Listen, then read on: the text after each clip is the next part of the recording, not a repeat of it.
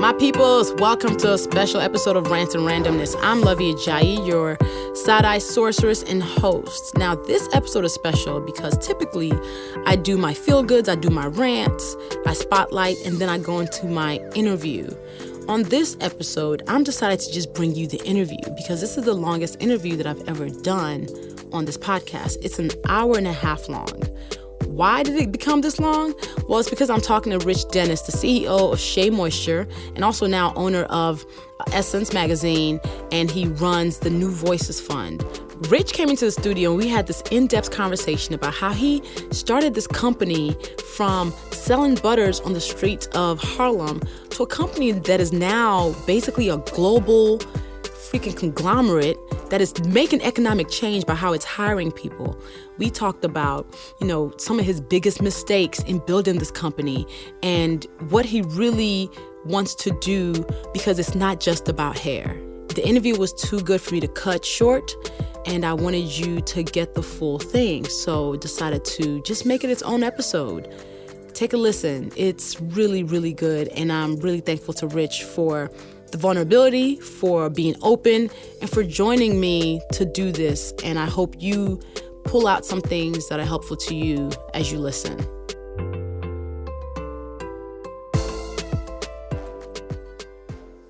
So yes, Rants and Randomness fan, I am excited to welcome my friend and powerhouse, Rich Dennis, to the show. You might know Rich as a creator of Shea Moisture, or for his recent purchase of Essence Magazine earlier this year, making it 100% Black-owned again. Rich, thank you for coming. Well, thank you for having me. Yo, good to be here. I got Rich in the studio, okay?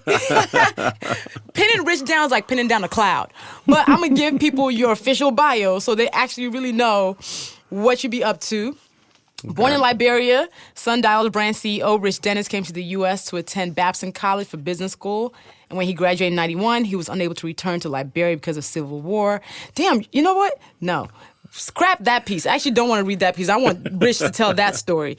So, anyway, Rich's bio, you know what? I'm not even going to give you all his bio. I'm going to just have Rich tell his own story. Rich, what did you want to do when you were growing up? I wanted to be a citrus farmer. Wait, a citrus farmer? I wanted to be a citrus farmer. I grew up, as you said, in Liberia and between Liberia and Sierra Leone. And I would always see like the fruits would just sort of grow wild, right? Mm-hmm. Like there'd be orange trees on the sidewalk, and there'd be mangoes and pineapples, and it just grew, right? The ground, the soil was very fertile. But it always struck me how wasteful it was because it would fall to the ground and just spoil, or people would take them home and they would spoil because there was no canneries, right? There was no processing. So it was just the lifespan of the fruit, and so you couldn't really turn it into an economic benefit for the people. Okay. And so I saw that, and I remember I must have been like 9 or 10, and I was always like, wow, we got so much fruit. But then you would never have any juice, right? Wow. So all this fruit around, you still had no juice. You didn't have any juice, or it would take forever to squeeze it. And then there'd be people selling it by the roadside, and so it was just that was just what hit me. And I'm still gonna become a citrus farmer. That is still a dream. I'm gonna do it. I'm definitely gonna do it. So how did you go from wanting to be a citrus farmer to then coming to the U.S. to study? Because you can't study citrus farming in school. What was that like? So when did you pivot and was like, okay, I'm gonna go to the United States? Yeah. So, I grew up at a time where we had a lot of civil unrest in both Liberia and Sierra Leone. Yeah. And, my mother's from Sierra Leone, my father's from Liberia, and I was born and raised in Liberia. But during that period of time, we had coups d'etats, we had attempted coups d'etats, and it was just always something destabilizing happening. Yeah. And as I got a little bit older, and seeing what my mother and my grandmother, by the way, my grandmothers on both sides were entrepreneurs, both on my father's side and on my mother's side. And but I saw the challenges that they had in trying to just compete in a society that didn't that was structured to keep them from being independent economically, socially, all of the challenges that we know around sort of independence and freedom. Yeah. Right. And so I grew up seeing that, but I also saw their determination, right, and their strength that came from not being dependent, right, and so that was always an inspiration for me. So I always from Jump Street, as long as I can remember, because I saw that in my grandmother and my mother, and both grandmothers and my mother,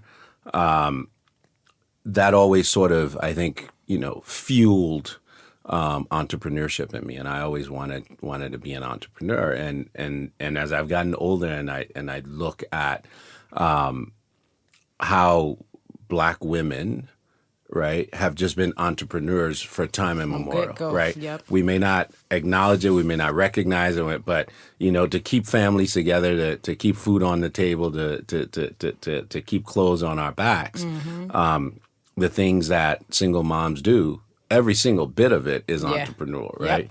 Yep. They just don't get paid for it, right? Facts. And so that's part of the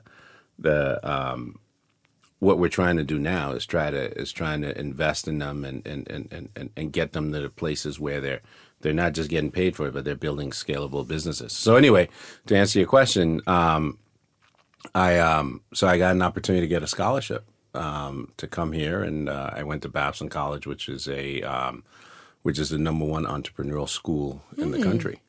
Was then and still is today. And so that's where I got my training. That's where I got how to think about being an entrepreneur. So that was the other thing that sort of woke me up, is like, even though I had this in me, if I went to a different environment, a different learning environment, if I was placed in the wrong environment, I would be doing something different. And so that's the other thing that's important to me, is that we try to put ourselves in the environments that enable us to maximize who we are. So when you graduated in 91, y'all can go back because you and your mom couldn't go back because of the Civil War and the civil unrest in Liberia. Yeah. And you decided to stay. I didn't have much of a choice. I didn't have much of a choice. My mother came to my college graduation on the last plane that left Monrovia before the Charles Taylor rebels invaded the capital city.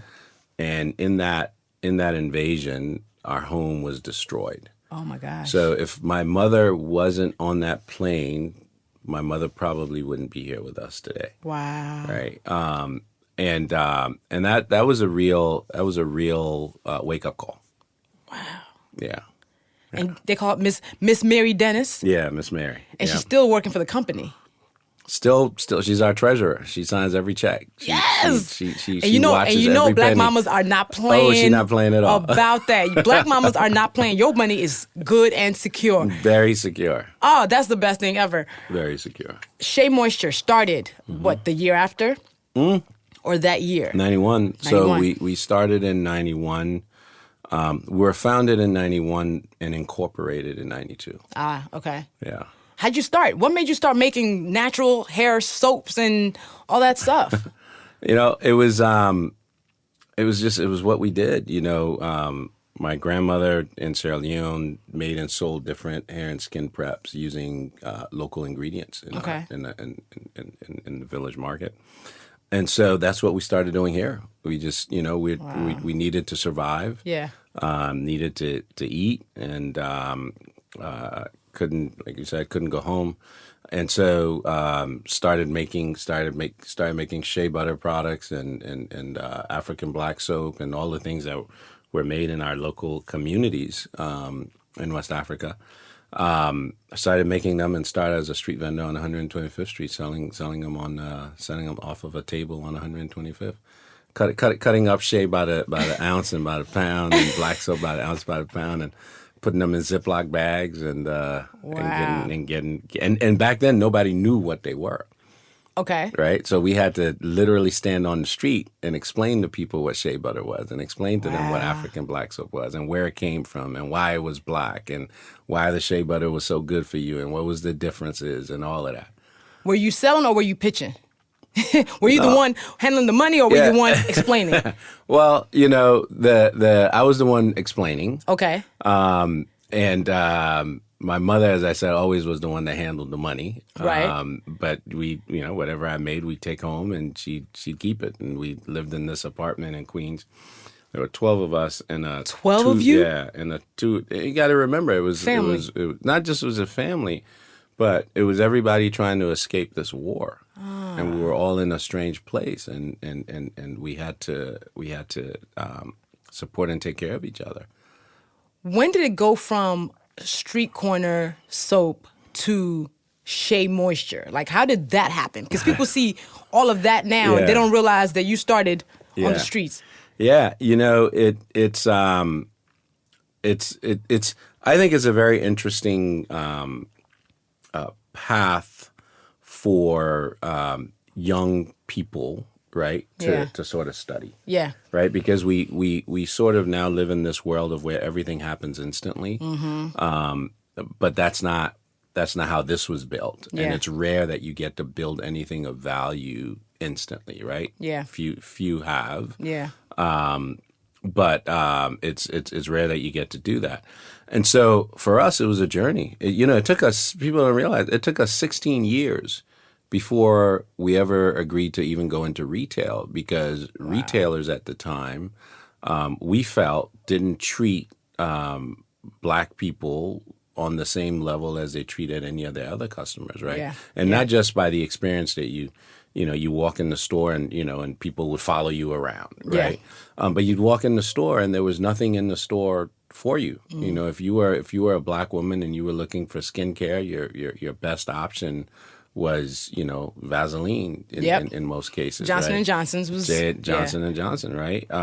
Or if you were looking for hair products, the only products that were available to you were relaxers, right?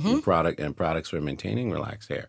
And so our sort of approach to it was no, until you. And then the other thing that was also a big challenge or a big problem for us, and it's changing because of the positions that we've taken over the years and because of the work that we've done, but the messaging in the store was disconnected from you, right? The assortment in the store was disconnected from you and from what your needs were. And so we fought with our retail partners. Back then they weren't partners, they were just retailers. We fought with them to correct some of these things. And so once they started to correct them is when we agreed to go into retail with them. Who was the person who saw you selling soap and was like, there's something here, we want to be a part of it? It was the first So the first major retailer was Macy's. Oh, it was a woman named Debbie Murtha who was running their beauty business at the time, and she was just and is just an amazing person, and gave us this opportunity. What year was that? And this was. This was probably 2006, 2007. Yeah. So it was. We were out there for a while. Really? That whole time? Yeah, because we started with our own table. Then we started selling to other vendors. Okay. Then they started selling to other people. Then we had jobbers come in that were coming from out of the country. Then we had people that were selling at flea markets and at festivals. Oh, wow. And then we would just load up the van and drive up the East Coast. The way that we built our distribution was, and you guys don't know this today, but, we used to have this thing called the Yellow Pages. Yes! The Yellow Pages! And payphones. Yes! And so we just, we'd make the stuff, and then we'd load it up in the van, and then we'd just drive south, right? And we, go to Newark and go to Philly and go to Baltimore and go to D.C. And we get into a particular city, pull over, go to the phone booth, take out the Yellow Pages, scroll through the Yellow Pages to see what kind of, stores there were, and if they sounded like, if the names represented things that we thought would be conducive to what we were doing, that looked like they served Black people, and then looked like they served people that were interested in natural products. So then we go in and then we just go in and randomly walk into a Whole Foods and talk to the people in the Whole Foods, and because back then you could literally sell store by store. Right, into Whole Foods. And so that's how we built it. So we rolled up, we opened up the yellow pages, make calls. Some people will say, get out of here. Some people will say, come, let's see what you got. And we'll go and that's how we did it. That's how we started. And so we went from there to then selling, like I said, at the flea markets and places. Then we started to sell to the natural health food stores, right? Because you go in and, they were looking for natural products, and we'd sell to them, and then we'd go and then we started to figure out, right, that there was such a void in the market for natural products, right? Because there were two things. One, nobody was building a product to serve the needs of women of color. Nobody was, right? They were just taking whatever product they had, whatever formulation they had, putting it in an ad with a Black woman and now saying this product is for you. So the products didn't actually work, right, for what you needed them to work for. So we really started to realize that. And so then we started to go to beauty supply stores and the health food stores and all these different stores. And that's how we built our grassroots. That's how we built our grassroots distribution all over the country. Wow. Right. Y'all use the yellow pages and cold called people. Yeah. I'm thinking about how we don't have to do that now. No. Because a lot of us would not do that. That takes a lot of dedication. A lot of y'all don't even know what the yellow pages is. Correct. I know how, because I'm 33, so I know what the yellow pages are, and because we used to have to bring it in, and there were 700 pages of everybody's information. Everybody's number, And now we have Google. Yeah, exactly. So your first retailer, was it Macy's? Our first retailer, our first mass retailer was Macy's, And that was in 2006, 2007? Yeah, 2006. How did that go? Horribly. Really? It went horribly. Why? It went horribly. Like if it wasn't for Debbie's guidance and leadership and real investment in seeing us being successful, we would have never made it. We would have been out of business because, we took, and for me, I was real proud of this and I remain proud of this, right? Yeah. We took a product that was made for us by us off of a table on 125th and 5th Avenue and put it in the counter in Macy's. Right. Same product. Same product. Same product. Okay. That's never been done. Because typically it gets watered down, right? Yeah, but just think about it. Typically they'll alter it. They'll do different things. Yeah. But just the fact that Macy's saw the value in what we were doing, and that we had the fortitude to say that we're not changing what we're doing. Yeah. Right? To go from a street corner to the glass shelf in Macy's next to all of these other world-class brands. Yeah. Just goes to show you that what we do is world-class too. Absolutely. Right? We just got to own it and be proud enough of it to not alter it for somebody else's taste or distinction, right? If we're providing a value to our consumer. So we did that, but I wasn't smart enough to understand that there are additional costs to mass producing. To mass producing, there are additional costs to being inside of a national retailer. They have different charges. It's called chargebacks, and there's all of these other costs that we didn't know about, that we didn't understand. And we went in and we put product on the shelf and it sold. The only problem was that the more product we sold, the more money we owed. Right. Oh. So that was a very interesting lesson, and it was a lesson in multiple things. It was a lesson, one, in making sure that you understand the distribution channel that you're going into. Make Yeah. sure you understand how the economics works, right? Make sure you understand where people make money along that channel, right? Because it's not just what you sell, right? It's what it costs you to sell it. It's what it costs somebody else to sell it. It's the leverage that you can have. It's the leverage that somebody else can have. So making sure that you understand all of those before you go into it. We didn't know that. I didn't know that. And but it also takes a fortitude to be able to say, you know what, we're going to figure this out, Right. Because we got no other choice, right? Where else are we going to go? What else are we going to do? And so Macy's was a great partner in helping us figure it out once they realized that we didn't know what we were doing. You sink or swim. You figure it out along the way. Yeah. So Yeah. Macy's, did you lose money on that? Wow. Hell yeah. Wow. Yeah. I mean, and that's the thing is like, as you said earlier, it's important that people get to know the history of how these businesses are built, the challenges that we go through, so that when they see it, one, hopefully hearing this, somebody else will learn from it and take some of that advice and prevent the same thing from happening. But the other thing is just so that people know that it can happen. Yeah. That you can take something off of the table and put it in a Macy's. It can happen. Because I think a lot of times with black businesses too, we think about black businesses as mom and pop shops. How was it in the transition between when Shea Moisture was like more grassroots and when Shea Moisture became basically a Macy's brand and just allowed in the mainstream area? What was that shift like for you? Yeah.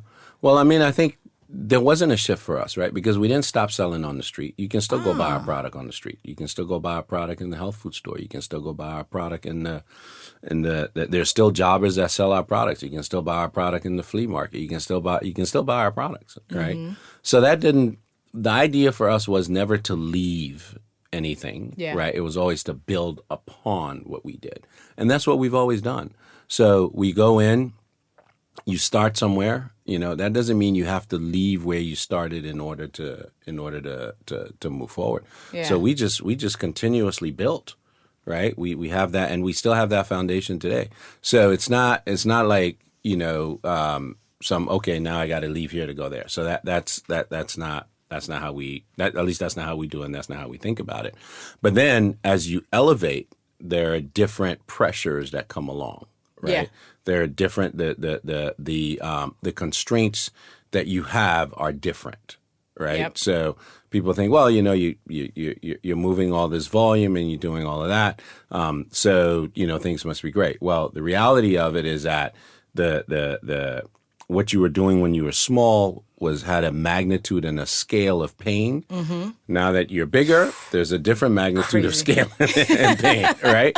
And that's just the way that we've always looked at it. So we just continue to figure out ways to scale and grow.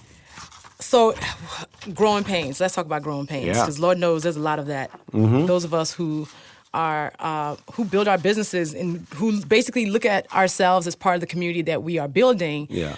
We end up having a lot of growing pains, especially in the black community. Last year, huge thing happened with Shea Moisture, with the ad, ad gate. It was like last year was like the year of brands having ad gate, where Shea Moisture's ads was not well received because it was like a white woman in an ad about curly hair. Yeah. And I remember I talked to you around that time. Yeah. What was the one? What? And by the way, thank you for that. Because when you're going through it, right? It's even in your business and what you're doing, you're doing something that nobody else has done for you before. Yeah. Nobody's done it in front of you to say, hey, here's the roadmap. Here's what you do. Here's what you don't do. Right. Yeah. And so because of that, we're going to make mistakes. Yeah, we are. And even if we had the roadmap, we're going to make mistakes. We're still going to mess up. Right.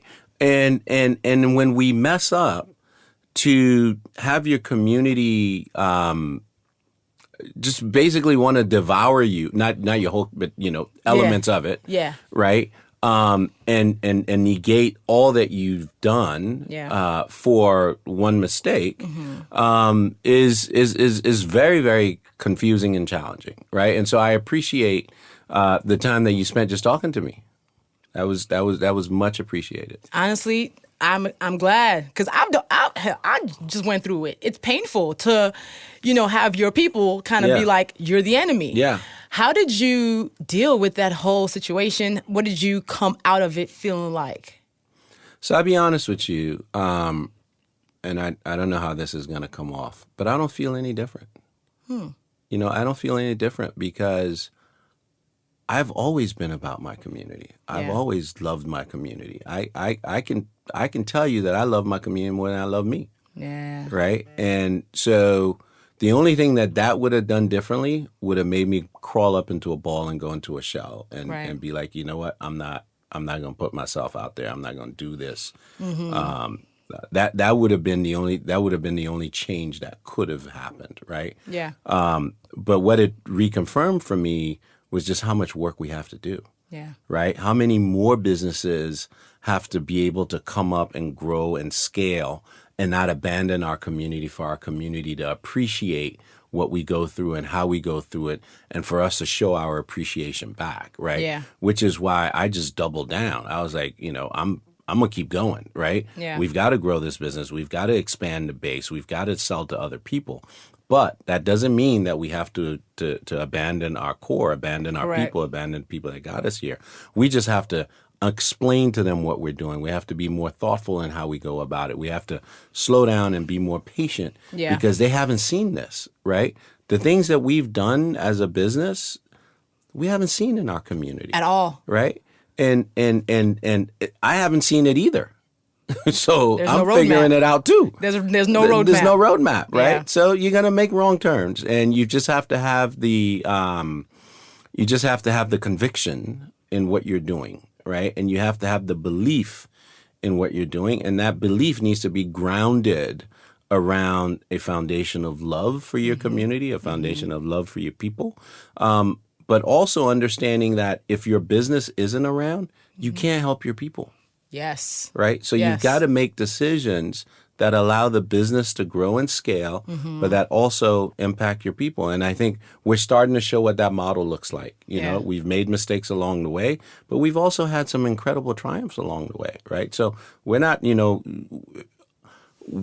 going to all of a sudden become a different company, become different people, simply because we make a mistake. Right.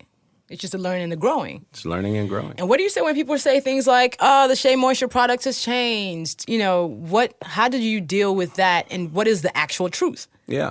Well, the reality of it is that when you scale up, it's like, I try to explain it this way, that the simplest way that I can think of it is when you're cooking dinner at home for, say, just you and your spouse.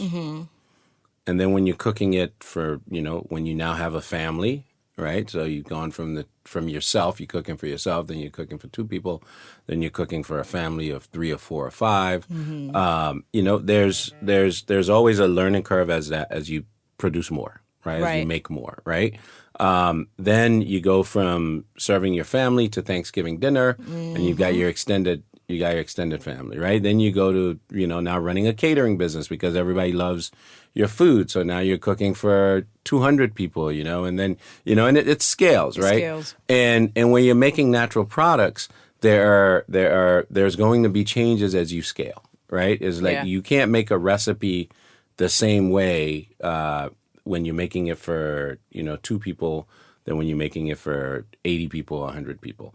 So that's sort of like the basic way to look at it. Yeah. Then the second thing to look at it is, or the second thing to understand is that regulations have changed. Right? So regulations have changed over the past, 2 decades or so that we've been doing this, almost 3 decades now. And so we've never put harmful chemicals in our products. Right. Right? And we've always used natural ingredients in our products. But when we started doing this to where we are now, the science around natural ingredients, it wasn't where it is. It was in its infancy. So I give you an example. There's an ingredient that we used to use called japonica, and it was a preservative. Okay. and it was made from honeysuckle, right? Okay. Completely natural ingredient. But over time, it reacts to behave more like a paraben, Oh, okay. Okay. right? So if you're true in your beliefs, then you're not, even if it's not a paraben, but it's going to behave like a paraben, you're going to take You're it gonna take it out, out. right? So when you take it out, that changes your entire ingredient deck, right? So now if you put in more of something else to compensate for that preservative so it doesn't go bad, or you put in less of it, or you put in 3 or 4 other things to compensate for what that was doing, then that changes your ingredient labels, right? And then people say, "Oh, you've changed the formula." Got Right? it. So, Okay. so whether it's learning more about the science and knowing more about how natural ingredients interact with our bodies, Yeah. whether it's rule changes that happen, so now we want to sell to Europe, right? So we have You black have to do people that live different- in Europe too, Yeah. and the regulations in Europe are different than the regulations States. here, and we were making products for here. So now we're making product that can serve the black people in Europe as well as the black people here. So now we have to make a product that's standard for those, because we can't afford to make Two different products. Two different products, because otherwise we'd be out of business, and then the brand that you love so much wouldn't be there, period, right? Because we couldn't afford to do it. So there are these things that we haven't experienced in our communities, that we haven't seen in our communities, and that hasn't been explained to us. And so that's why I'm so open about what we do and how we do it, because I think that within itself is a value add to our community. If there's another company that can come behind us from the black community that can do what we do and do it at the scale that we do it, because we paved the way, not just they saw us do it, but we explained to them how we did it, what the wins were, what the losses were, how we recovered from them, how we rode the wins, how we recovered from the losses, then we've done a great service. I mean, that's the whole reason behind the New Voices Fund, right? We should take the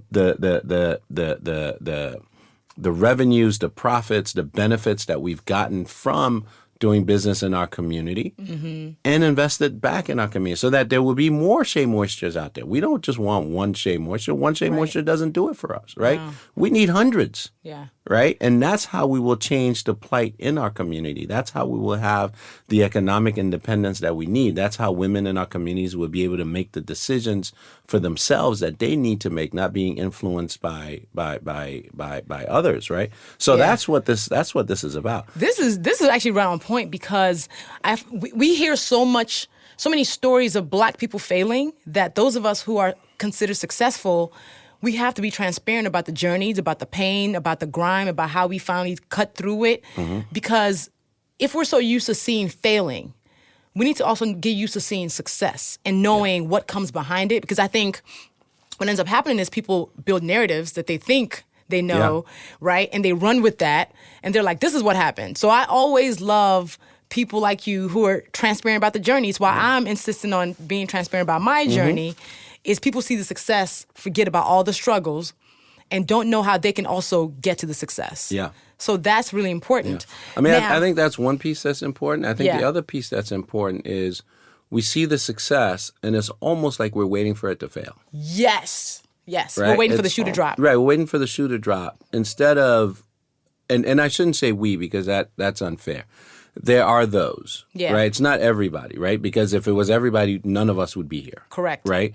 But there are those who, I wouldn't say root to see failure, but are quick to want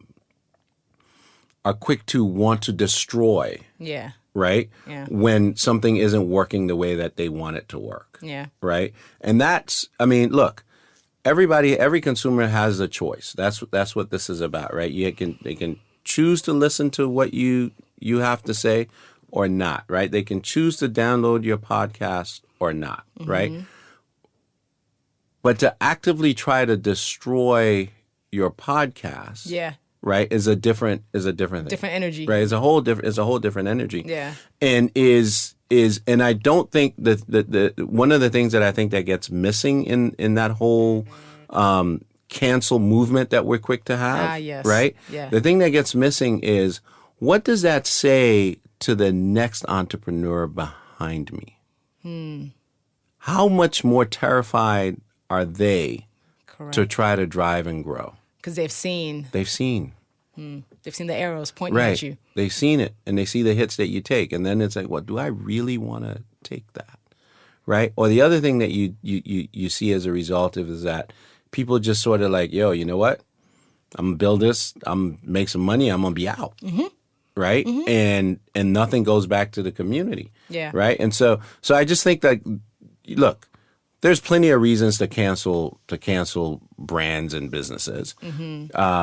Just understand why you're doing it, right? And understand who you're hurting by doing it. Understand what the value is, as opposed to reacting to something. And even as mad as you can be, you know, as upset you can be, and as deservant as somebody can be of or a brand or a business can be of backlash. It's also important to understand what that says to our community and about our community and how much more damage that could cause. Yeah, no, I remember the vitriol against Shea Moisture. I was like, wow. Whew. And it's a good point of us. I hadn't thought about the idea of how does it terrify other people who are trying to do the same thing. And in conversations that I've had with other entrepreneurs who are Black, people are constantly afraid of cancel culture. And now it's a part of their work. They're thinking about it whenever they're like, oh my God, we want to do this thing and tell this story, but we're afraid of what Twitter's going to say. Yeah. How do you make sure you don't have that in your psyche when you're running this business and when you are showing up as the face of the business too? Because you're not the only person who runs Shea Moisture. You are the of course CEO. Yeah, but I'm one person. But you're one person. I'm one person, right? It's also you know, when you stop to think about it, the environment that creates, right, inhibits our growth as a community, right? And you don't. That's not what we're here for. Yeah. You know, we're here to grow our communities, right? Yeah. But in order to do that, we got to be able to take risks. So one risk that you did was decide to sell Sundial to Unilever. I feel like I almost saw the inception of it, but I didn't realize I was seeing it. Last year, 2017. I feel like I was looking at it, but I didn't realize what I was looking at because I randomly ran into you in Miami at BT Leading Women Defined. And I was like, Rich, what are you doing here? This is a conference full of women. Were you there to have a conversation with AC? No, you know, AC wasn't at Unilever AC wasn't at there? the time. No. Oh, wow. No. AC wasn't at Unilever at the time. So what made you decide to sell? Like, how did this whole thing happen? Because you making the decision to, you know, go under the Unilever umbrella in this way is huge. Yeah. And it took your business from like an actual family business in the core way to now like a brand in the way people think about like a global business. Right? Yeah. A global business that's family run. That is come on and say that. Right. You know, but that's also part of the learning and the growing and the teaching in our community. Yeah. Right? Because it's that deal is powerful on so many levels. Right. And I don't know that we've taken the time to really, and we should do that, to really explain the nuances of the power that's behind that, right? Let's talk about it. Yeah, let's do that. So 'Cause I don't think anybody has really understood.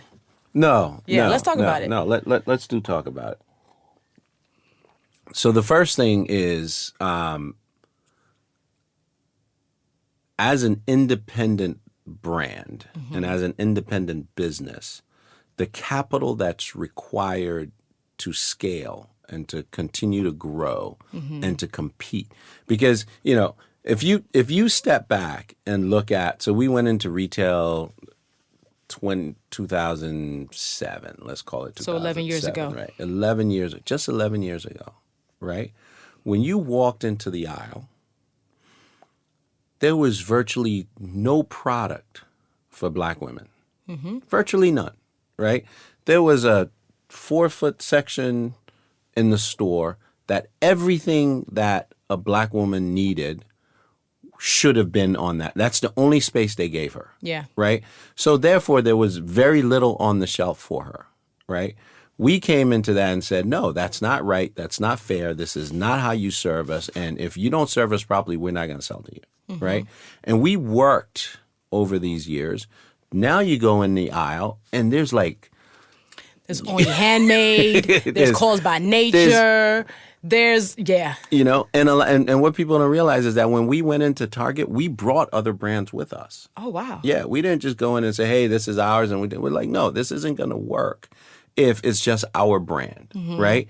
We need other brands that service Black women. We need other Black businesses that service the Black community to be on this shelf with us. So that's if you think about it just from those very beginnings, what we changed, right? We changed the shopping experience for Black women in this country, period, right? You walk in now, there's options for you. The major corporations don't sit around and say, oh, that's cute. You guys came in here and you took all our shelf space. Yeah. They're, oh, great. You guys are doing community commerce. You're giving back to the Black community.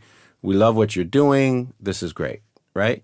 That's not what happens. What happens is they say, wow, we're losing share to this company. Yeah. We've got all these resources over here. Now we're going to go pour all of these resources in to compete against you.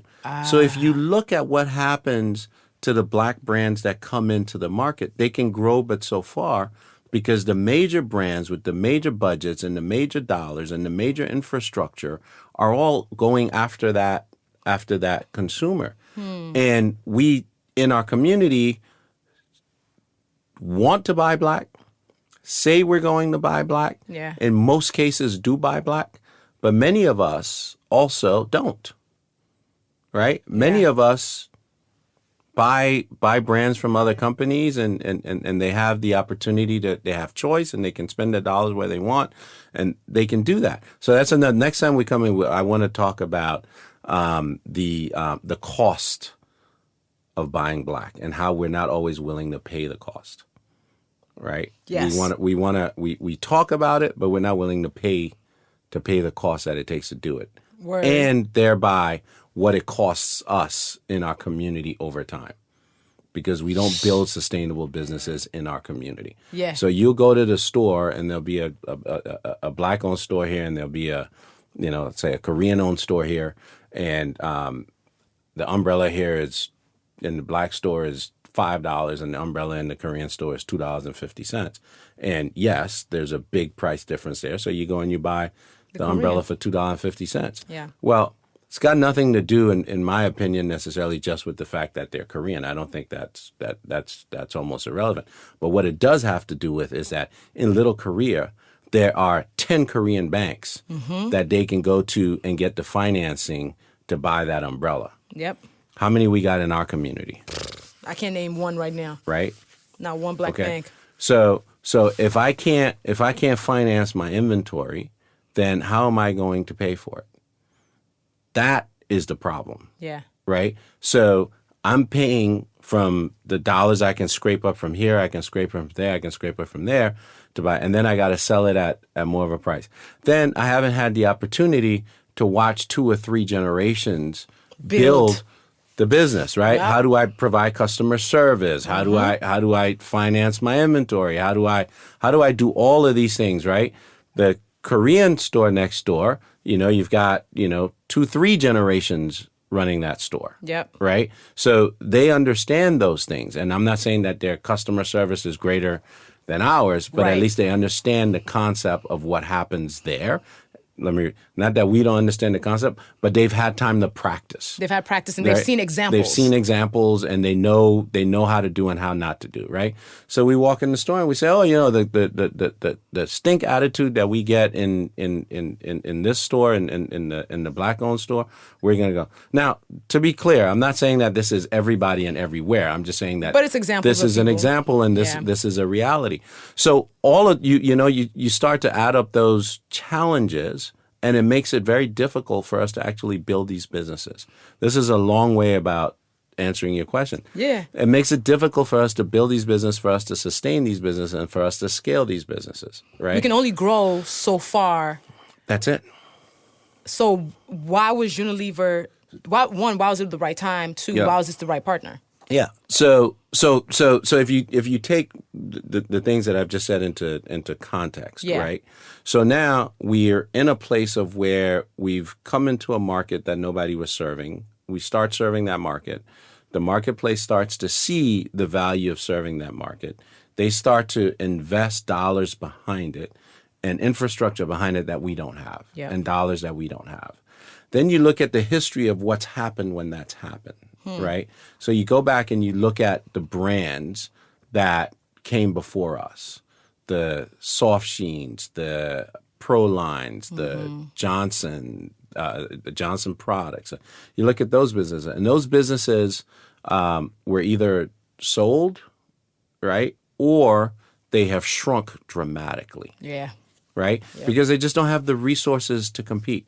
So I look at it and I'm like, what we've done here is something incredibly special for Black women. Not just from the product perspective and the hair care and the skin care and all the beautiful products that we produce specifically for her and for her needs, but also for all of the Black women in the supply chain in Africa, all those 20,000 women that are Tell in us that about supply that. chain. So that's the thing a lot of people, you don't talk about often. Not often enough because people don't realize that you're employing women on the ground in West Africa. Yeah. Tell us more. Yeah. So the I told you about how we started in the products of, black soap and shea butter and coconut oil, all of these indigenous ingredients, right? Yeah. These indigenous ingredients are harvested by women in these villages and in these communities. Traditionally, they have been at the very bottom of the pyramid. Right. So basically what they have only had the opportunity to do was the most dangerous part of the job, which was go out into the wild and pick the nuts. They get bitten by snakes, they get stepped on. I mean, it's just they and gather, right? And then in shea, the shea season is really 3 months in the year. Okay. They didn't have warehousing to store them. They didn't have equipment to process them. So they've got, basically they can only work and earn an income for 3 months. And then the traders come in, right, and to buy the nuts from them. So because there's only a 3-month window, the traders will just wait until the last month. And try to get everything for cheap. For cheap. And so these women are going through all of this and then, not even making enough to cover the time that they're out there away from their children, or away from their families, trying to make a living. Perpetuates the cycle of poverty. Yeah. And so, I grew up seeing that. And I was like, no, we can do this differently. So what if we not just bought, instead of going through the traders and the middlemen, we're going to go buy it directly from the women. Yes. But we're going to pay them above what the local wage rates are. Right. Above what the men make in it, because there's 2 different wage rates now. And that's the other thing. The same challenges there are here, right? Where women are making so much less than the men are. It's the same thing there for doing the same work, right? So what we went in and said was, okay, we will buy directly from you. We will pay you above what the going rate is. Yeah. And then the products that we make from this, we'll put them in our community commerce products. Those community commerce products will take 10% from the sales of that. When we bring it here and we sell it to you, we will take 10% of that and we'll invest it back in you. Wow. We invested in your infrastructure. So you have warehousing. So you don't have to only work for 3 months. You can work year round. Yeah. You can store and you can sell year round. So if you want to sell to a trader, you can sell them at market rates 6 months after the season is over because you have storage. You want to create a more finished product. Yeah. Here's processing equipment. We train you. Wow. So now you can process. So instead of selling just the raw material, you're now selling finished or semi-finished goods at a higher price, creating value in the supply chain. And then we take that processed product and we buy that. We bring that here. We put it in the product. We sell the product and we give them 10 cents back on the dollar. Yo, that's incredible. Yeah. That is amazing. But that's what I needed to do more of. So you asked me why. Yeah, why? That's what I needed to do more of. We've been in business almost 30 years. Yeah. We only got 20,000 women in that supply chain. Okay. There's millions. So when you hear it, it's, 20,000. You guys are doing great. But the problem that we're trying to solve for, which is economic equality, right? we're not going to get there with 20,000. On my own, I could probably double this thing over the next 10 years, and we'll probably get, okay, so we get 40,000 women. There's millions and millions and millions of women that we haven't impacted. So what I needed to do was to find a way to scale this so that I could go from 20,000 to 100,000 to 200 to 300,000. And to do that, I needed a partner with a global reach. Because I couldn't build it in the time. First of all, I don't have the capital to do it. Right. I don't have the time to do it. These companies have been around for hundreds of years when we weren't even allowed to own companies, when we didn't even own ourselves. When we were property. Right. Yeah. You know, so we've got to find different ways to grow and scale and impact our communities. So that's the way that we're doing it. And so that was the first thing, is now we can scale these communities. We can bring real leverage, right, in the supply chain. We can bring real change to many, many, many more women. So that was the first reason. The second reason was, after we had the ad, and we had all of the backlash, what we didn't do was run away from it. What we did do was step right into it and said, look, we know this is what we were trying to do. This wasn't executed the way that we should have executed it. It was done in error, right? But it wasn't our intent. Yeah. Right? It wasn't our intent to abandon you as a consumer. It wasn't our intent to be insensitive. It wasn't our intent to do any of those things. Right. But we understand that we hurt you, and we apologized, right, for doing that. But what we're also clear to say is that, but we still have to grow this business. We still have to scale this business so that we can continue to invest back in our community. So what we did was we went out and we did, and in fact, I talked to you about it. Yep. We went out and we did a series of, and they continue to this day, we did town halls and listening sessions. And we talked to hundreds and hundreds and hundreds of Black women all over this country. Yeah. Right? Went, sat down, listened, heard what the pain was. What was the pain? Explained. The pain was many, man. The pain was. We got pain. One was, Effie, we all got pain. we got pain, you know, and that was the last thing that we ever wanted to do, was to create pain. Yeah. Right. Or to trigger pain. Right. Facts. Which was probably more accurate. And so we sat and we listened and we heard, about brands that come in and sort of use our community, right, and then leave us, right? And it became analogous. I don't even know how to say that. Analogous. I think that's how. Analogous. You, yeah. Analogous. Became analogous to. Just on your chair is fine. It became analogous to relationships in our community. Yeah. It became analogous to our relationships, not just within our community but outside of our community. Our political system, our social justice system, our economics, and the thing that we heard the most was the economic pain. Right? Okay. And I was like, we're doing all of this stuff in Africa, and yeah, we have these education programs and these scholarships that we do, and that's great. But how do we really have impact at scale here? How do we really, really change the lives of these women that have invested in us? And the way that you do that is by investing back in them, right? But you need capital to do that. You need money. You need money to do that, right? And so I was like, well, what's the asset that we have? What can we do? What can we do? Talk about taking Yeah. a pain point and turning it into like a blessing point. Yeah. So from the listening sessions is what made you look at Essence like, can we own Essence? Yeah. Well, the Whoa. first thing that it did was it made me think about, well, we've created a lot of value in Shea Moisture. Yeah. If we can create more value by giving ourselves an infrastructure and a platform and a global partner to grow our community commerce, so we can grow those cooperatives, right? And then we can take the capital that we get out of the sale of it and invest it back in the Black community. Then we can really do things at scale. So what we did was, so when you think about, so we partnered with Unilever, Okay. right? My family still runs the business, right? We now have a platform upon which we can take these 20,000 women and move them into the 2, 3, 4, 500,000 numbers simply by growing Shea Moisture. Mm-hmm. If black women go out and buy Shea Moisture, there will be 20 to 50 to 80 to 100,000 women, 250, 300,000 women in Africa that will come above the poverty line just like we've moved these 20, right?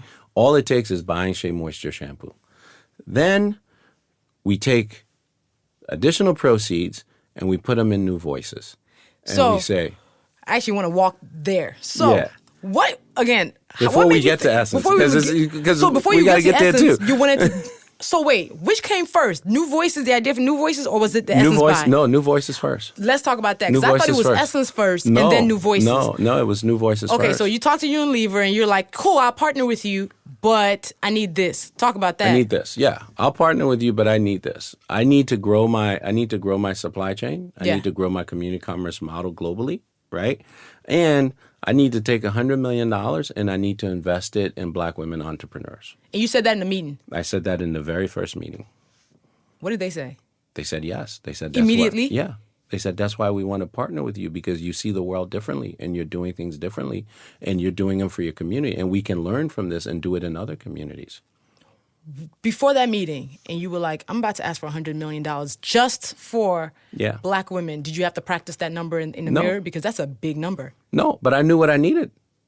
Huh. I knew what it was going to take. You didn't think it was too crazy? No. In fact, I think it's too small. Wow. Because it is, if you think about it, in the overall scheme of things, it is too small. Absolutely. But right? I'm always, people, just when talking about numbers for their own everyday lives, for when they're negotiating salaries, people freak out at the idea of even asking for $100,000. Yeah. And you walked in a room and asked for $100 million. Yeah. Wow. Yeah. And they said yes immediately. Yeah. Because that's the type of organization it is. That's the type of people that we're dealing with, right? They also understand the challenges that we have in our communities. They just haven't had a vehicle through which they could be helpful because they don't come from here. Right. Right? They're helpful in their own communities. Yeah. Right? And they have all the intent. Because Dove does a lot of women's empowerment work. Right? Yeah. They're the first ones to get out and do that. Yeah. Right? But they just don't have, they're not there. They don't know. Right? And so that was the first piece. So that was the first meeting. The first meeting. New Voices Fund. Meeting number 1. You already set $100 million just to invest in black women entrepreneurs and building black businesses. Yeah. Okay, so second meeting. Yeah. Second meeting, then we wrote out the manifesto. We said, wow. this is how this company will run. This is how Sundial will run. This is how the family will run it. What are the important pieces of the manifesto that you made sure were one, that our community commerce model continues. Okay. Right. 2 was New Voices. Yep. Right. And then we started to get into the real details of what you the like, brand my mom means. is going to stay treasurer. Yeah. My brother, because your brother is also a huge part of it. Is he CF? What is he? He's head of sales. He's head of sales. Okay. He's head of sales. So you did that. Yeah. When did Essence come into the story? So while we were doing that, I read an article in the Wall Street Journal that Time Inc. was selling some of its assets, and Essence was one of the assets. Yeah. So, not having anything to lose, I called. Shoot your shot. I called. I read in this article that Essence is for sale. And because for me, I've always understood that there's an African proverb, right? And it says, until the lion learns how to write, the hunter will always be the hero. Mm-hmm. Facts. I love that proverb, yeah. And so for me, it's like, we need to own our narrative. It doesn't matter what it costs. You can't put a price tag on our narrative, on our culture, on our freedom, on our ability to express ourselves, on our ability to own the distribution of our expression. Yep. You can't, right? And so I was like, I think that you guys should sell it To me. to me. Because why not? Yeah. But here's why, Here's why. right? And they had already been in a bidding process. And so there were 40 other bidders For Essence. for Essence. And you were probably the only black one. Or probably few. There were very few. Very few black There were ones. very few. Because not a lot of us have the capital to be able to even walk up to somebody and say, I want to buy Essence magazine. Yeah. How did you win out? Yeah. What did you bring to the table that was so different from everybody else? I mean, that I made think them so- I think for one, I was willing to pay the price that they wanted, and to me, I thought that was a cheap price for our voice. Wow. Right. So that I think that was to me, there wasn't a price that I wasn't going to pay. Wow. Right. Because I thought it was a cheap price to free our voice For this to have culture that place. shaper. Yeah. This culture shaping publication, because we don't have many anymore. No. That are still in print. I think That are Essence still. is probably the only one I can think of off the top of my head. We've lost the Vibes, Yeah. and we've lost the Honeys and the Suades, and Yep. Ebony only puts out one like every year. So, wow, so that's how you got Essence. Yeah. You also made the choice to give executives like some stake in it. Yeah. Yeah, because and those are the things that, like I said, when you're doing something that you haven't done before, you're going to learn, right? And there isn't a roadmap to do this. But it's important that the people that are building these businesses feel connected economically to the business, not just emotionally. Yeah. Right? Because all too often we don't have that opportunity. So what we wanted to do was to set up a business where the executives could have an equity stake. The people that are truly at the top leading the business could. And so that's what we continue to work towards and to work on. So we just made we just added some new executive leadership to the team. Yep.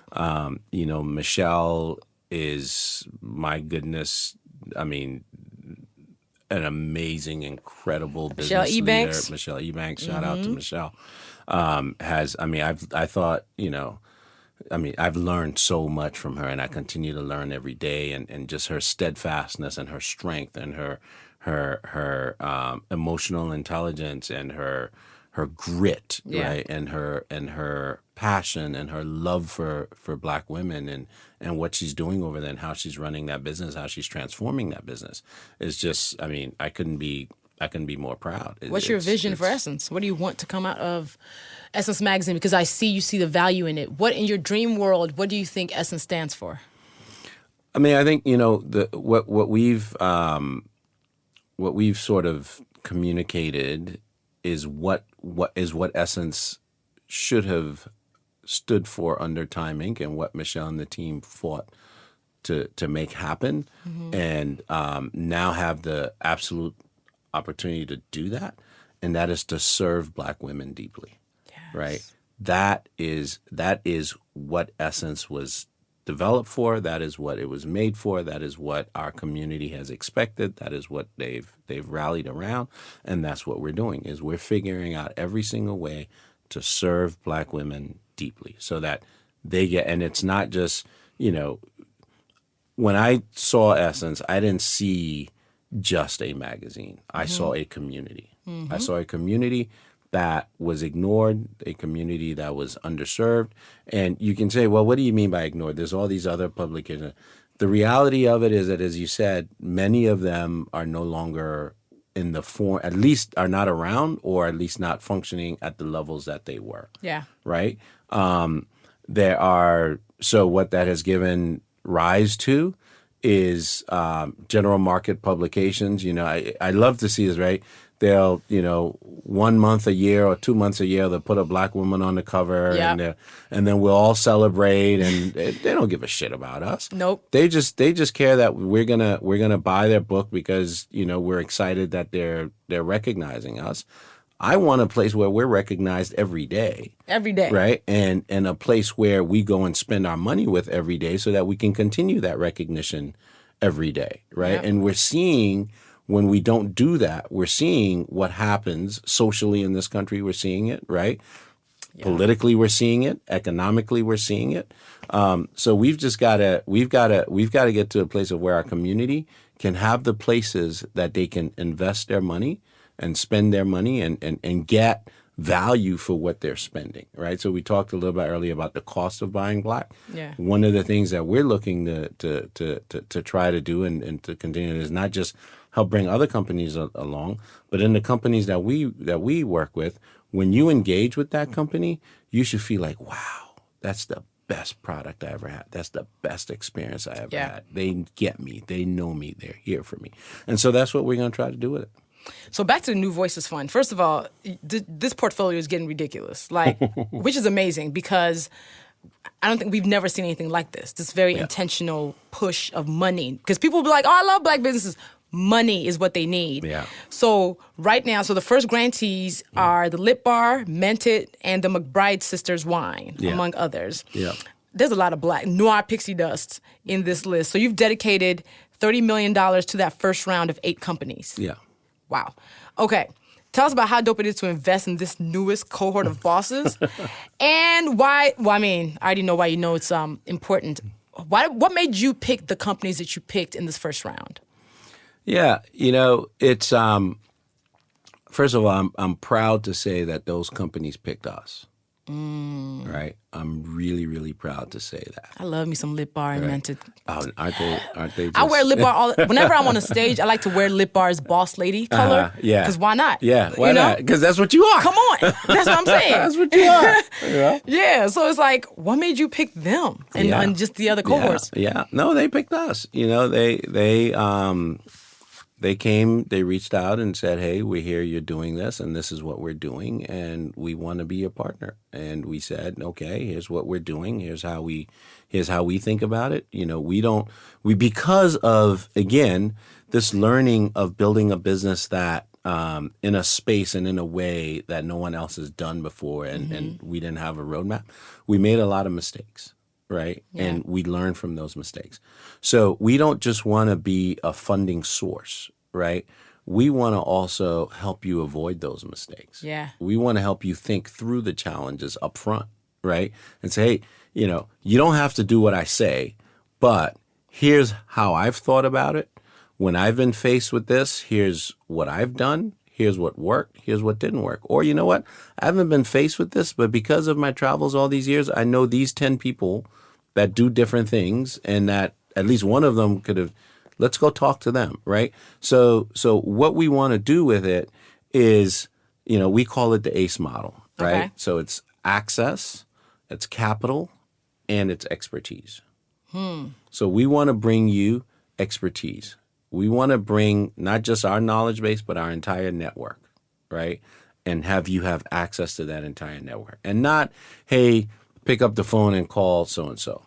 We are doing it in a very structured, organized way and in a way that breeds accountability. So that when you go have these conversations and there are action items that you go and you take these actions and you report back that because that's the way that you help to avoid a lot of the pitfalls. Right? Right. The other one is access. We've built a lot of relationships with retailers and with media buyers and with all these different spaces that we're in. So partnering with those people, those companies, to provide access. So if we're going to put in the capital and we're going to provide the expertise, we're going to do training, we're going to provide support, we're going to help with supply chain, we're going to help with all of these things that it takes to make a business in those environments successful, then we want retail partners that are also going to do that, right? And you're going to get shelf space because they make money in this community too, right? So they should invest back into this community, and we should provide them a vehicle through which they can invest back. A lot of times we go in and say, oh, you guys don't put anything in the community. What are you doing? It's not that they don't want to. It's that they don't know how to. They don't know how to. So right? I'm not saying it's not, sometimes they want to, sometimes they don't. The ones that want to, right, may not know how to. And the ones that don't want to, when they see success, will want to. So we've got, in either case, we've got to provide them the conduits through which they can help in our communities the way that we want them to, and not necessarily in these ways that are oftentimes well-meaning but not necessarily effective. So what is the one thing that you want every small business owner or somebody who wants to be one to keep in mind as they're about to build a business or whatever, go after their dreams? Don't accept the no's. Don't accept the no's. Don't accept the no's. And that's a common one, right? A lot of people say that and share that. But I think it's a critical one, because when you're starting, there's going to be plenty of people that are going to say no. Yeah. And those no's are going to stop you from doing things that you want to do, right? Yeah. So don't accept them. If you know that what you're doing is the right thing. Now, let me be clear. Just because I'm saying don't accept them doesn't mean I'm saying don't listen. Ah, yes. Mm-hmm. Right? Understand why they're saying no. Mm-hmm. Don't just dismiss it. Oh, this person doesn't like me. They don't like black people. And sometimes that may be the case. But listen and understand to prove for yourself that that is truly the case. Listen with an open mind that says, well, if I were in his shoes, would I do this? Would I say yes to me? If I were in her shoes, would I say yes to me? Yep. Right? And why would I say yes to me? And what is it that I need to do that makes it imperative that they say yes to me? And what is it that I need to do that makes it so hard for them to say no? Where exactly. They make it so hard for them to say no that their yes just makes all the sense in the world. Exactly. So it's not just saying no and then, And then be like, Yeah, exactly. adjust and come back. Exactly. So let me tell y'all, I've been trying to get Rich on the podcast for ages just because me and Rich's schedule together is nuts. But mostly Rich's. He's been the busiest dude on the face of the earth. I'm sure 18 million people are clamoring for you right now, and he's made space to come on Rant and Random. Rich, thank you so much. Oh, thank you. Rich, as all of this madness is going on around you, as you're now adding more businesses to the portfolio, as you're doing Essence, does your family miss you? That is what I wonder. Yeah, I think, and I think that's the other thing that's pretty necessary in our community, right? Yeah. Is for our families to be a part of us building, right? Not just one person go off in a corner and do it, right? And I know people say, family businesses are hard. You know what? The reality of it is they are hard. Mm-hmm. But it's like we talked earlier about the cost of buying black. Mm-hmm. That's the price that we must pay for stability in our community, right? That's the price that we must pay so that our children can grow up and see what it is and understand the challenges and learn how to deal with conflict. Yep. And learn how to deal with selfishness, right? And learn how to deal with all of these things that make it hard to be in a family business. Now, having said that, if you have a family member in your business that can't perform, you have to take them out. Yeah. If you have a member in the business that can't scale, you have to bring people above them. You have to have the fortitude to make the hard decisions. Just because you're a part of a family that's in a business doesn't entitle you to be in that business. Facts. All right? Yeah. That's it. So you have to carry your weight in that business. How do you create the line? At Thanksgiving, how are you making sure you and your mom and your brother are not talking Shea Moisture business? We are. You are? Why shouldn't we? That's what put the turkey on the table. There's no, you guys, we're about to cut the turkey. Stop talking about business. We'll talk about that in 3 minutes. No. That's the thing. It's the commitment to it. That's what put the turkey on the table. If it wasn't for that, we won't be able to cut the turkey. But how do you deal with the conflict? If your mom, let's say, for example, forgets to sign a check, how are you Mom, I'm your boss. You just messed that up a little bit. Well, the first thing is she's my boss. So she's your boss. She's my because boss. She's the money check. Yep. Right. So I can't. And she's my mom. And she's your mom. Right. So that's the first thing. But the second thing is, you've got to, when you start it, you've got to start it from a culture of accountability and ownership. Right. You can't, it's hard to add it in later. Right. So one of the things that we've always done is every 2 years we put our jobs up for review because we always want the best people in the job. And if it's not you, you step away. You step away, you step out, you step down, you move up.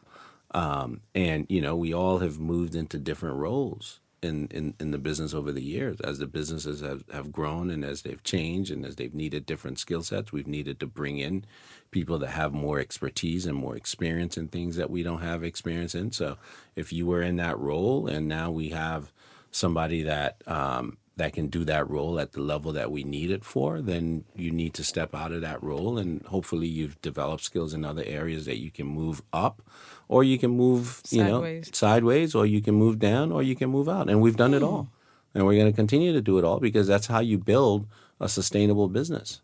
Have you ever had to fire a family member? Hell yeah. Really? Yeah. And then did you see them at the holidays? Was it Of awkward? course. How was it?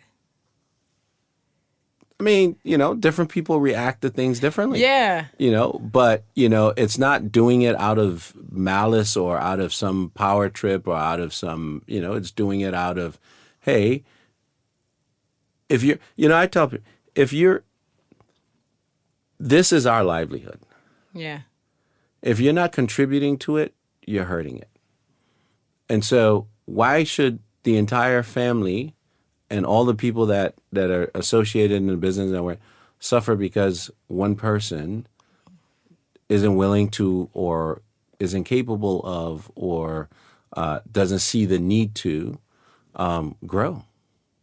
Wow. Right? So but if you create that environment of where, now I'm not trying to say that it's perfect and that Right. we're all these stellar performers and all of that. But what I am saying is that there is an understanding that you're expected to grow and scale with And the also business. show up with excellence. And show up with excellence. Like, Yes. I might be your brother, but that does not mean. That does not mean, exactly. Got it. That's Exactly. really different. I think a lot of people do family businesses and things fall apart because the fact that there's no line is a problem for a lot. Yeah. But you guys hold each other accountable. But it also takes leadership, Okay. right? It takes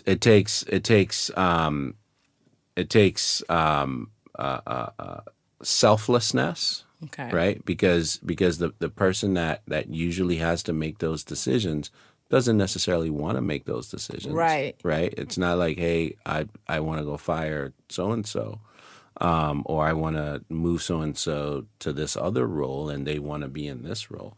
But it is that you have the best interests of everybody in mind, as opposed to just your best interests or the one individual's best interest, right? Mm-hmm. And the way to do that is to really allow everybody to have a voice, right? And allow everybody to be able to express it, or I shouldn't say create the opportunity for everybody to have a voice and to express themselves. Now, that can be another one because we can talk about the pitfalls of that as well. Because Right. sometimes you don't get anything done because you spend 3 weeks debating something. Trying to get that should have been- consensus. Exactly. And you're like, you know what? Are there ever times when you're Yeah. like, you know what? I'm going to. Oh, yeah. I got this decision. Yeah. I heard you, but I'm going to make the ultimate call. Yep.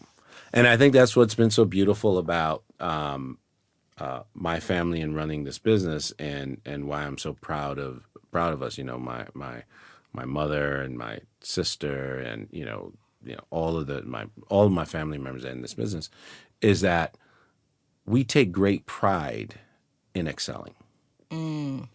Just collectively, and that has permeated the organization. So we take great pride in excelling. And when you do that, then a lot of the distracting elements that take away from that become less and less visible or distracting.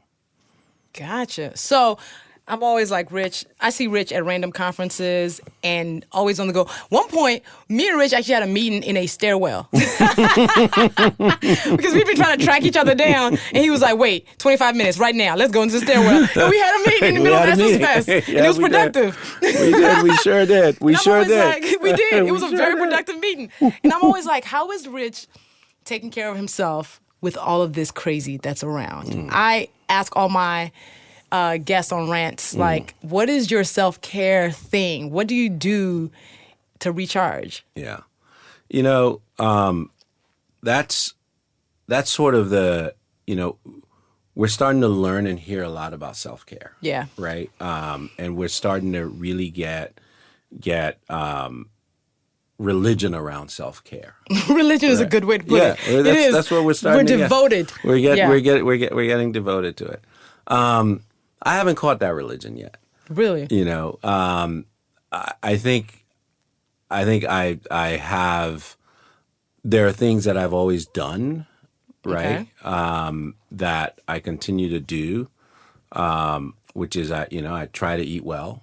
Okay. Right. Vegetarian or no? No, not vegetarian. Okay. So I said I try. Try. Right. Look, I enjoy chicken and fish. So Yeah.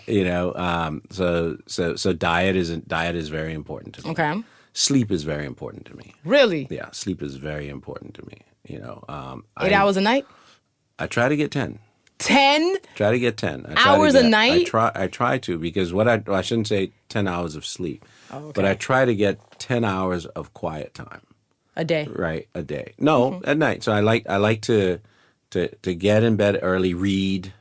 Okay. Wind down, and then I like to wake up early and read and wind up. Right. So I don't like to just get up and go, but I also don't just like to get to the place where I'm so exhausted that night. What do you read? Like what?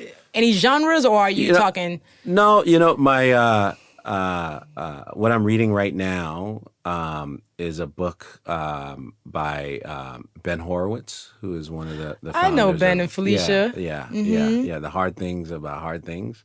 Let me put that down. The hard thing about hard things. The hard thing about hard things. Okay. Yeah. And it's really about some of the things we just talked about, the decisions that you have to make and what makes them harder and what makes them more acceptable, right? What makes them less painful. And so I'm really enjoying that. Okay. So that's what I'm reading right now. Do you read typically like business books, or are you reading novels sometimes also?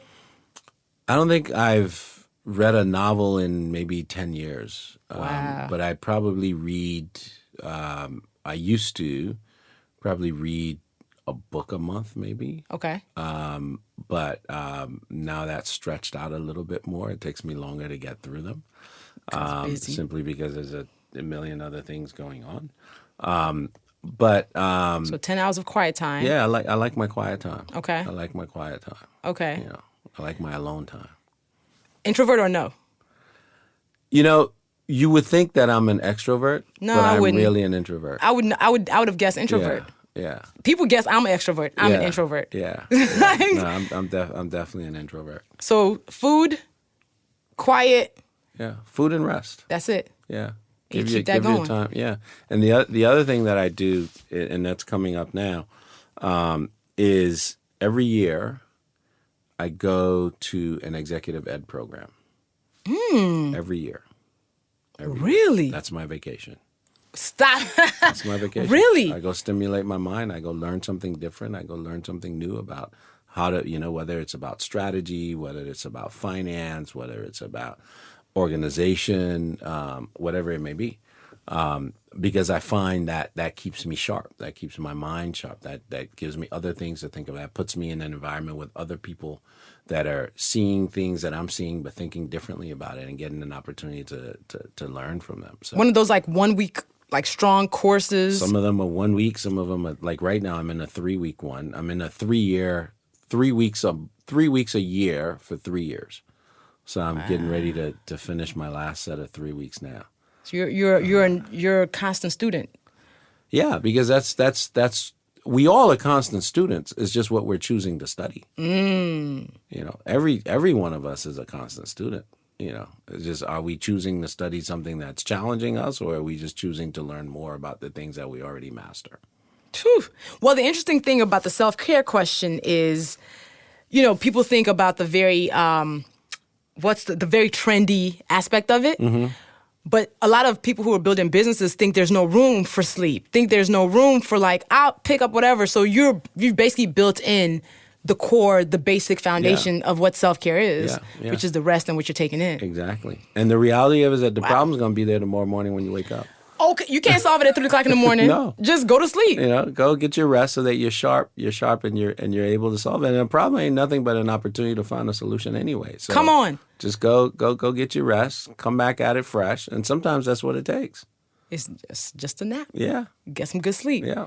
Yo, Rich, this has been dope. I might have to make this like a two-parter. I don't know. I just feel like I feel like people need to like absorb some of it and come back and then listen to the rest of it. This has been so illuminating, and I am so excited to see the work that you continue to do with the New Voices Fund, with Essence. Thank you. And then we gotta catch up on that offline because I got some serious updates for you. Yo, see, this is how me and Rich get things done. Literally on the go. We know how we operate. But I am such a fan of what you're building, what you are affirming, because as a Black man who's standing in this gap, and you're like, you know what, Black women, y'all do your thing. I'm just be here and give you some cash. That right there is so important, and you took the time to come on the podcast. So much appreciated, sir. Well, thank you.